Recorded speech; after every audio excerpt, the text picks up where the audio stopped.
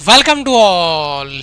स्वागत आप सभी का आरएसआर यूट्यूब चैनल पे। और हम आ चुके एक बहुत ही इंपॉर्टेंट वीडियो के साथ में। जी हाँ, या आप एयरफोर्स एक्स की तैयारी करना चाह रहे हैं इसलिए वीडियो पे आए हैं, या आप एयरफोर्स एक्स की तैयारी स्टार्ट कर चुके हैं लेकिन आपको वो सक्सेस, वो सफलता नहीं मिली कि मैं क्या चीज़ें मिस कर रहा हूँ जिससे मेरा सिलेक्शन नहीं हो रहा है, तो ये वीडियो आपके लिए है। लेकिन वो गलती फिर से मत करना जो आपने पीछे की है। ये वीडियो पूरा देखना और इस वीडियो में जो जो स्टेप्स मैं आपको फॉलो करने के लिए बताता हूं, जो जो कमियां अक्सर बच्चा रखता है, गलतियां करता है, उनको हम सॉर्ट आउट कर देंगे तो अपना सिलेक्शन श्योर है। एक्स ग्रुप साइंस सेगमेंट आपका 0 से सिलेक्शन तक की तैयारी कैसे करें, क्या प्रॉपर हमारा प्लानिंग होना चाहिए जहां पर हम 0 से स्टार्ट करके सिलेक्शन तक तैयारी करें और हमारा सिलेक्शन भी हो, तो उसी पे हम बात करेंगे। तो सबसे पहली स्लाइड आपका, जो भी नए बच्चे हैं जिनको नहीं पता है, जब ये वीडियो देख रहे हैं तो अगर आप इस डेट के दौरान ये वीडियो देख रहे हैं, इसमें मैंने एक वीडियो बनाया हुआ है एयरफोर्स ऑफिशियल नोटिफिकेशन आउट, और वहां पे मैंने कंप्लीट डिटेल वीडियो बनाया है इसका, और उम्मीद करता हूं आपने ये वीडियो देख लिया होगा। नहीं देखा है तो अभी भी मौका है। एप्लीकेशन फॉर्म स्टार्ट हो गए थे 8 जुलाई से, लास्ट डेट है 28 जुलाई की, टाइम बच रहा है आपके पास। अगर आपने फॉर्म नहीं भरा है तो फॉर्म जरूर भरना, और ये आपका ऑफिशियल नोटिफिकेशन का। और फॉर्म भरने से पहले एक फॉर्म कैसे भरें, how to fill air force form भाई आरएसआर डाल के सर्च कर लेना, आपको एक वीडियो मिलेगा जो फॉर्म कैसे भरना मैंने डाला, वो वीडियो आप देख के फिर फॉर्म भरना। बच्चों ने बहुत गलतियां करी है, अभी जिन बच्चों ने फॉर्म भर दिया है उन बच्चों के कॉल्स, उनके मैसेज, बहुत सारी गलतियां उन्होंने करी है क्योंकि वो वीडियो देख के नहीं गए। किसी ने फोटो गलत अपलोड करी है, किसी ने सिग्नेचर में, किसी ने अपनी हाइट में, किसी ने साइज में, किसी में selection X group Y group filling में। ये बड़ी प्रॉब्लम आपकी आएगी, तो वीडियो देख के उसके हिसाब से आप फॉर्म भरना। मैंने पूरा वीडियो बनाया उसका। एग्जाम डेट है 18 अक्टूबर। 18 अक्टूबर को आपका एग्जाम होने वाला है। तो सर तैयारी कैसे की जाए? एक बिल्कुल फ्रेशर बच्चा भी हो सकता है और एक बच्चा वो भी हो सकता है जिसने तैयारी तो की लेकिन सिलेक्शन नहीं हुआ, तो वो बच्चा भी इस वीडियो पे आया होगा। तो इस स्टेप क्या होने वाली है, इसके लिए सबसे पहली चीज आपको फेज 1 क्लियर करना होगा। फेज 1 क्लियर करना होगा यानी ऑनलाइन टेस्ट आपका क्लियर होगा। फेज 1 क्लियर मतलब ऑनलाइन टेस्ट आपका जो पहले कंडक्ट होता है, जो कंप्यूटर बेस्ड एग्जामिनेशन आपका होता है ऑनलाइन वाला, वो आपको क्लियर करना है। अपन केवल साइंस सेगमेंट की बात कर रहे हैं यानी एक्स ग्रुप की बात कर रहे हैं। तो एक्स ग्रुप में आपका जो पेपर होगा उसमें आपको 60 मिनट का टाइम मिलेगा। 60 मिनट का टाइम मिलेगा जिनमें 25 क्वेश्चन आपके फिजिक्स के, 25 क्वेश्चन आपके टेक मैथ के और 20 क्वेश्चन आपके इंग्लिश के। टोटल 70 क्वेश्चन आपको करने हैं। कितने क्वेश्चन करने हैं? 70 क्वेश्चन। और 60 मिनट का टाइम आपका होगा।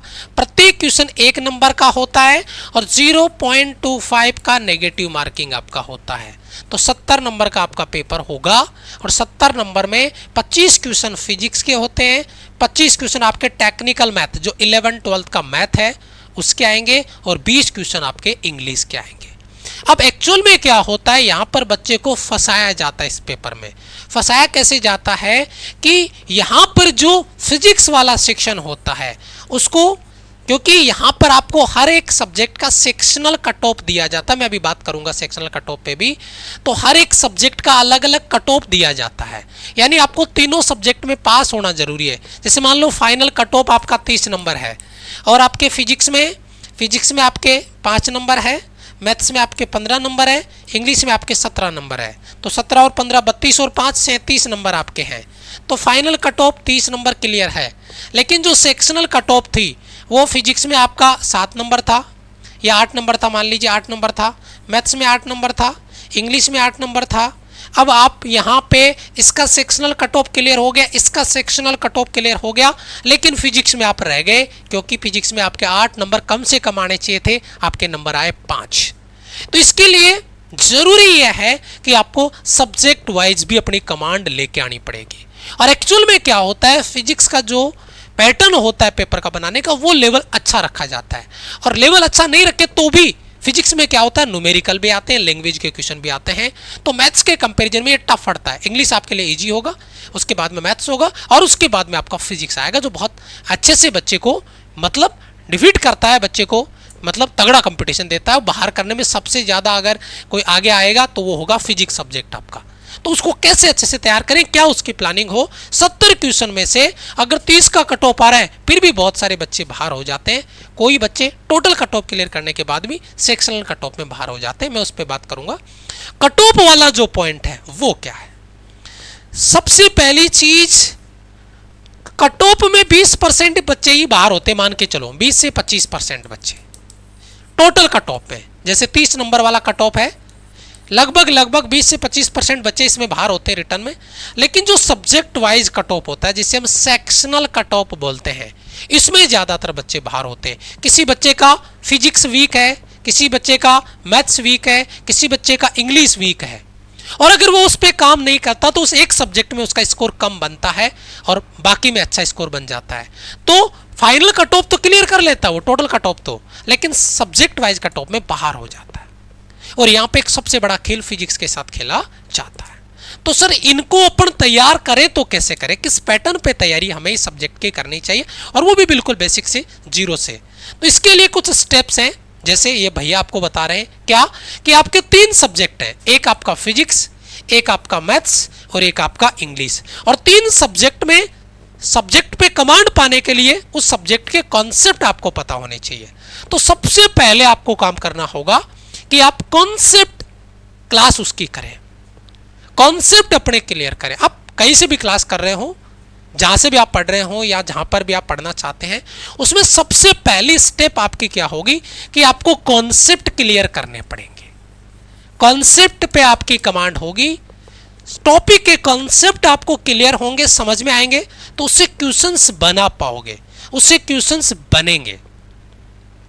अगर अपना कॉन्सेप्ट क्लियर नहीं है, आप डायरेक्ट प्रैक्टिस क्लास पे जाते हैं, अगर आप डायरेक्ट प्रैक्टिस क्लास पे जाते हैं, कॉन्सेप्ट क्लियर नहीं है, तो मैं कहूंगा कि वो टोटली अपना टाइम वेस्ट है। जैसे कोई बच्चा कोई बुक ले लेता है और उसकी प्रैक्टिस करने लग जाता है, क्या वो बच्चा पेपर में क्वेश्चंस कर पाएगा? नहीं, क्योंकि वो उस दौरान अगर कोई क्वेश्चन नहीं आता उसका आंसर देख लेता है, सॉल्व कर भी लेता है, लेकिन उसका कॉन्सेप्ट उसको क्लियर नहीं है, तो वो सवाल उसको याद नहीं रहेगा। क्योंकि पेपर में तो कॉन्सेप्ट काम में आएगा, रटी हुई चीजें तो काम में आएगी नहीं। तो इसके लिए जरूरी है सबसे पहले आप अपने कॉन्सेप्ट को सॉलिड करें, यानी आप कॉन्सेप्ट की क्लास करें। जब कॉन्सेप्ट की क्लास कर लोगे तो जो कॉन्सेप्ट है उसको इंप्लीमेंट कैसे करना है प्रैक्टिस में, ये सीखना है। तो तीनों सब्जेक्ट की पहले आपको फिजिक्स हो, मैथ्स हो, चाहे इंग्लिश हो, इनके आपको कॉन्सेप्ट क्लियर करने हैं कॉन्सेप्ट क्लास के थ्रू।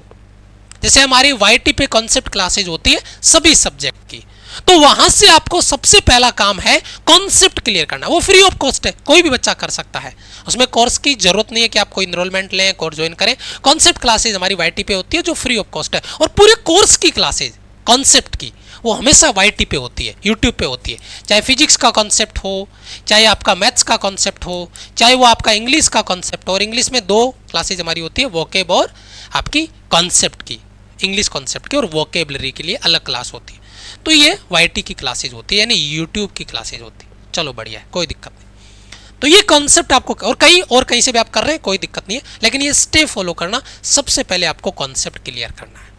अब कॉन्सेप्ट क्लियर करने के बाद में उन कॉन्सेप्ट को सवालों में यूज कैसे किया जा रहा है, क्योंकि कुछ बच्चों का यही पढ़ना मतलब सिलेक्शन पक्का, लेकिन मैं कहूं नहीं, ये पढ़ाई आपने कर ली है तो यहां से मान के चलो आप 10 में से केवल 3 सवाल कर पाओगे, जो कि डायरेक्ट कॉन्सेप्ट बेस्ड क्वेश्चन है, वो कर लोगे तुम, क्योंकि तुम्हें कॉन्सेप्ट याद है तो।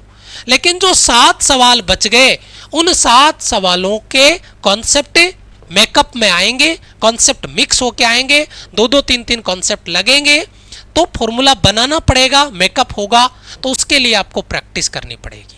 तो बेटा कॉन्सेप्ट से काम नहीं चलेगा, आपको प्रैक्टिस करनी पड़ेगी, और प्रैक्टिस सबसे पहले टॉपिक वाइज प्रैक्टिस आपको करनी पड़ेगी।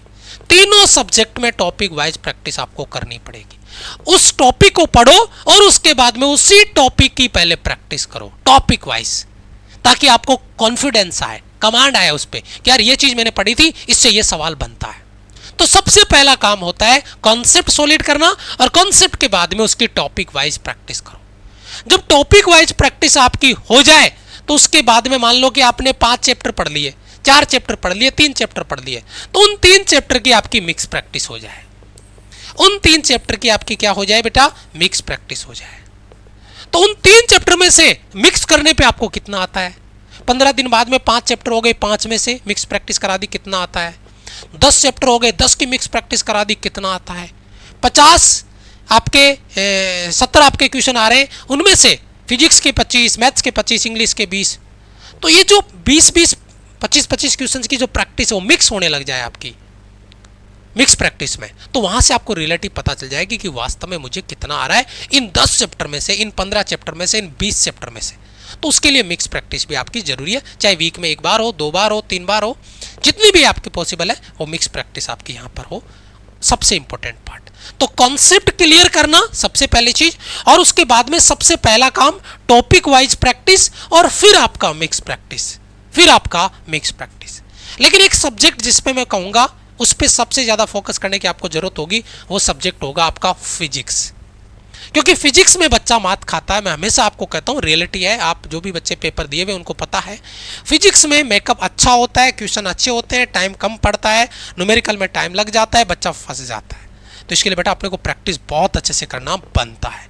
और ये जो प्रैक्टिस क्लासेज है ये माई राइजिंग इंडिया एप्लीकेशन पे अपनी होती है, जो आपका अपकमिंग जो बैच है जैसे अटल 2.0, वहाँ पे आपको ये प्रैक्टिस क्लासेज मिलेगी। लेकिन प्रैक्टिस कॉन्सेप्ट पढ़ लिया टीचर के साथ, प्रैक्टिस कर ली टीचर के साथ, तो सिलेक्शन पक्का नहीं, बारी अब आपकी है, और वो होती है सेल्फ स्टडी यानी रिवीजन।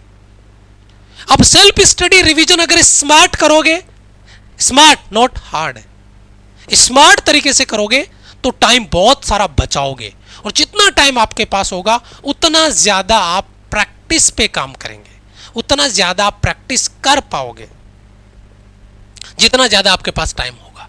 तो टाइम में क्या होता है, एक बच्चा ये सोचता है कि यार प्रैक्टिस क्लास है, मैं प्रैक्टिस क्लास के क्वेश्चंस को लिख लूं कॉपी में, लिखने से मुझे याद होता है, तो वो क्वेश्चंस लिखने लग जाता है इनके, अपना टाइम उसमें वेस्ट कर देता है। एक बच्चा होता है कॉन्सेप्ट क्लास है, कॉन्सेप्ट क्लास चल रही है, उस दौरान क्वेश्चन लिख रहा है, समझने पे ध्यान नहीं है, क्वेश्चन लिखने में ध्यान है, वीडियो सेव हो गया, पहले समझने पे ध्यान था, सर उस दौरान मैंने नोट्स नहीं बनाए, शाम को नोट्स बनाने बैठ गया, अब शाम को फिजिक्स की क्लास स्टार्ट करके नोट्स बना रहा, लिख रहा है, अच्छी बात है, लिखा, याद भी हो गया आपको 20-30%, लेकिन जो काम आप 20 मिनट में कर सकते थे वो काम आपने 1 घंटे में किया, 60 मिनट में किया, तो ये एक बड़ा डिफरेंस आ गया टाइम का।